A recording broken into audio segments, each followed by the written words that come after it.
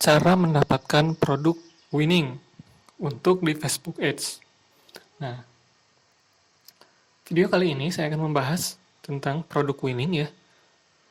Sejauh pengamatan saya gitu ya, memang tiap produk itu ada DNA-nya, ada tingkat kesulitannya masing-masing. Katakanlah fashion. Fashion itu sepatu, tas, baju, hijab. Fashion itu aman secara akun iklan. Namun untuk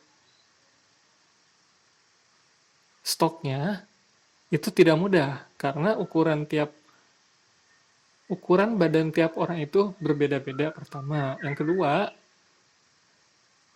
fashion itu kesukaan tiap orang beda-beda nih. Kadang nih, katakanlah ya, misalkan kita menjual hijab biru, merah, hijau, ternyata yang konsumen tanyakan dan yang konsumen ingin hijab warna yang lain yang jelas-jelas kita gak ada stoknya, tentu itu akan merepotkan. Contoh herbal nih, katakanlah herbal madu bajakah buat kanker ya. Itu bagus, closing rate-nya bagus. Cuma secara akun iklan itu tidak sehat, mudah banned dia. Ada lagi tuh produk dewasa, katakanlah obat kuat. Itu banyak dicari, kita tawarin tuh ketika cocok orangnya beli dan memang produk seperti itu eh, tidak akan dibeli secara offline karena malu. Tapi secara online itu produk yang laris. Tapi secara akun iklan itu dilarang ya. Nanti bisa diblokir ya.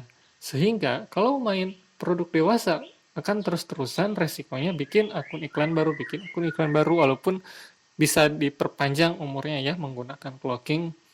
Namun itu cenderung black hat ya dari segi keberkahan. Nah, kalau saya ambil kesimpulan untuk produk winning Facebook Ads itu sendiri, ya sebisa mungkin kita menjadi belum ada market leadernya ya. Kita belum ada brand besar yang bermain di area yang akan kita lakukan. Karena produk gak laku itu bisa jadi produknya gak bagus, marketnya bagus, atau bisa jadi produknya bagus, marketnya gak tepat sasarannya, bisa juga eh, bisa juga produk kita udah bagus, cuma kita kalah dari ada brand besar yang bermain di kategori tersebut. Perlu kita ketahui untuk bermain di bisnis online itu sendiri, kita perlu bisa ya ilmu branding, positioning, kemudian digital marketing ya, katakanlah paid traffic di sini Facebook Ads. Yang ketiga juga sama respon pasar. Nah, ketiganya harus sinkron nih. Katakanlah kita bisa nih bermain di positioning apapun. Cuma apakah positioning ini bisa diterima oleh algoritma, katakanlah algoritma Facebook ataupun algoritma Google, karena ada kata-kata tertentu yang tidak diperbolehkan. Tentu hal ini yang sifatnya overclaim. Karena Facebook sendiri tujuannya ingin menjaga user experience dari audiensnya itu terjaga, sementara pebisnis tentu berpikirnya gimana caranya mendatangkan klik sebanyak-banyaknya ke website kita ya. Pertimbangan pertamanya itu. Maka kalau saya boleh menyarankan gimana sih produk winning itu yang belum ada brand besar yang bermain di area tersebut gitu ya.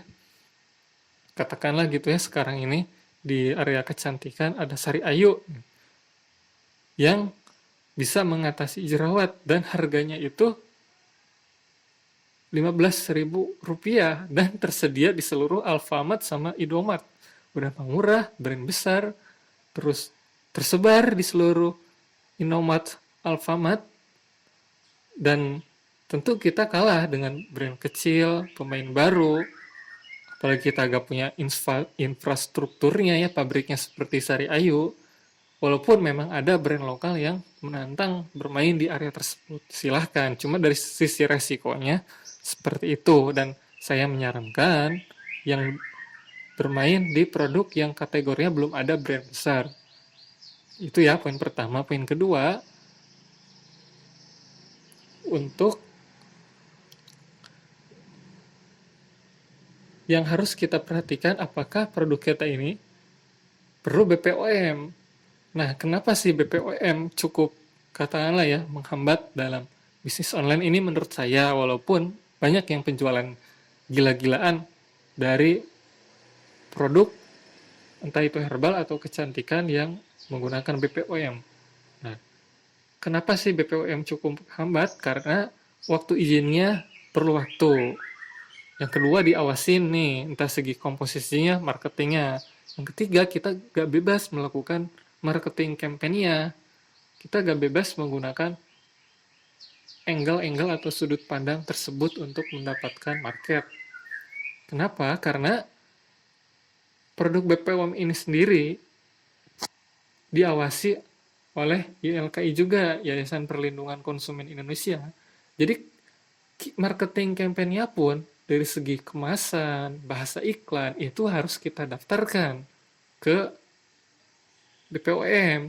Ketika menyimpang nih, katakanlah kita angle-nya berubah, itu bisa berbahaya, bisa diberi surat peringatan, atau bahkan bisa didenda, atau bahkan ditutup usaha kita.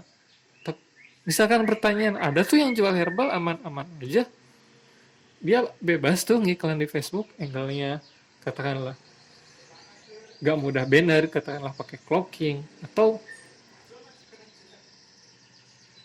dari segi bahasa iklannya aman-aman saja, gak ada tuh orang BPOM. Nah, belum, karena yang diincar oleh BPOM itu pasti yang mereka yang udah besar.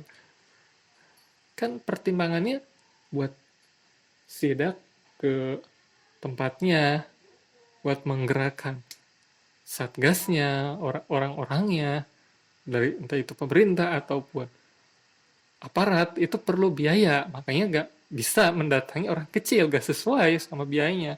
Yang didatangi itu, yang disidak itu oleh BPOM mereka yang udah besar. Ngapain nyidak yang kecil? Jadi pertimbangannya itu ya, pastikan belum ada brand besar yang bermain di kategori tersebut.